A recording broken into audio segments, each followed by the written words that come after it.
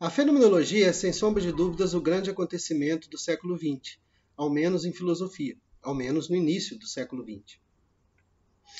Essa opinião ela é partilhada por Sartre, que diz expressamente isso, por Heidegger, que continua afirmando a fenomenologia como aquela que estaria destinada a renovar todo o conhecimento no século XX, e certamente por Merleau-Ponty, que escreveu uma fenomenologia da percepção e que se refere sempre, inclusive no prefácio dessa fenomenologia, ao Russell dos inéditos. Então a fenomenologia ela tem essa importância no século XX. Mas é importante a gente ressaltar que em filosofia, sobretudo em filosofia, eu acredito que em outras áreas do conhecimento também, cada termo que a gente trabalha ele tem uma história. Então, nesse sentido, fenomenologia, o termo fenomenologia não foi criado no século XX e ele não tem um sentido unívoco. Ou seja, de lá para cá a gente sempre pensa na fenomenologia como aquela husserliana, que depois tem a inflexão do Heidegger, depois aparece de novo na França, tanto no Sartre quanto no Merleau-Ponty. Mas a fenomenologia, bom, para saber a história inteira, né, as raízes do termo, outras possíveis compreensões do termo, é sempre importante um dicionário de filosofia. Eu uso esse, que é clássico, que é reconhecido e é ótimo, mas qualquer dicionário, bom dicionário de filosofia, tem esse papel, que é mapear, rastrear e a gente poder, tanto termos quanto filósofos, quanto questões, para que a gente possa, pelo menos, ter uma possibilidade de entrada no assunto. Então, nesse sentido, é ampla a descrição de fenômeno, depois fenomenologia, etc.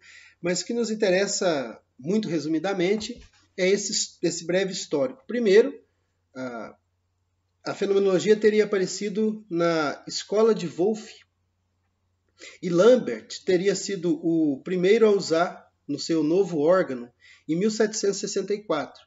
Então a gente tem mais de século, né? Um século e meio praticamente, que separa essa versão que a gente vai estudar, a fenomenologia do Russell, dessa primeira compreensão da fenomenologia. E a fenomenologia era pensada como a descrição daquilo que é entendido como aparência ilusória. Eu vou frisar essa aparência ilusória porque é justamente isso que muda no século XX. Isso que vai mudar com o Russell, e nós teremos a oportunidade de ver no detalhe como isso se deu. Mas ela começa como uma descrição de aparência ilusória. Isso em 1764. Ela vai reaparecer já no Kant, em 1786, mas ali Kant diz que a fenomenologia é a parte da teoria do movimento que considera o movimento ou o repouso da matéria. Teria essa função.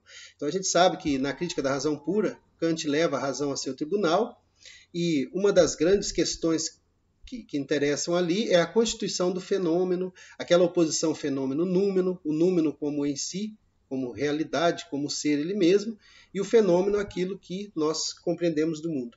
Mas ali, a fenomenologia, em Kant, ela tem essa função bem específica, que é a descrição do repouso e movimento da matéria.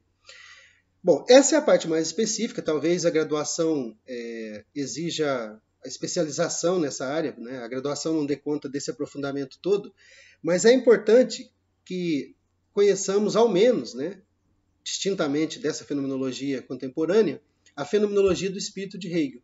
Porque seguindo esse mesmo percurso, né, de uma compreensão distinta da fenomenologia, nós temos que em Hegel a fenomenologia do espírito, ela é identificada como o vir a ser da ciência ou do saber, como a passagem, como o movimento. E isso aqui é o que vai dar margem para aquilo que, na sequência de Hegel até o século XX, o Hartmann intitulou Fenomenologia da Consciência Moral, que são várias compreensões de psicologia descritiva e também de pura descrição da aparência psíquica que foram chamadas de fenomenologia. Então, feito esse breve histórico, a gente tem várias compreensões de fenomenologia, e a fenomenologia acaba sendo a expressão de um modo de lidar com algo. E essa maneira de lidar, se a gente pegar a primeira delas, a aparência ilusória. A segunda, o movimento, né? A matéria, o repouso, a passagem do repouso ao movimento na matéria. Se a gente pega a terceira das acepções, o vir a ser da ciência ou do saber, quer dizer, a passagem, de novo, o movimento. E, por fim, uma consciência no sentido moral, que é mera descrição da aparência psíquica. Vejam bem, a maneira como cada um, uma espécie de fenomenismo, isso aqui eu compreenderia como fenomenismo. A maneira como cada qual vê o mundo a partir da sua visão de mundo, enfim, daquilo que ele sente. E essa mera descrição. E aí a gente tem, no início do século XX, em 1900, né, o Husserl publica as investigações lógicas em 2 etapas.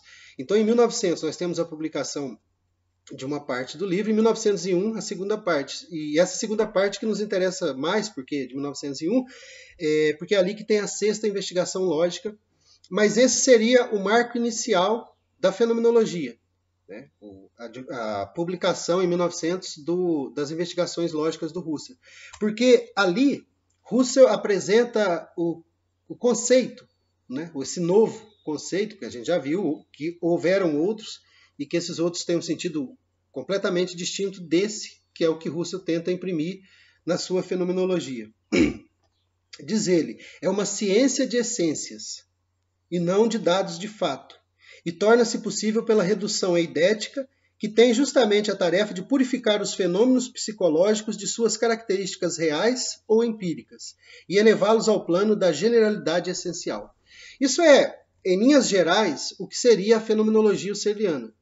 Então, agora a gente vai passar para o trabalho pontual, primeiro, para compreender o que é o projeto fenomenológico husserliano e, depois, compreender a maneira como Heidegger promove uma inflexão desse pensamento husserliano e cria as bases daquilo que a gente tem como ontologias fenomenológicas contemporâneas, que são as do Sartre e a do Merleau-Ponty na França e, claro, a do Heidegger ele próprio.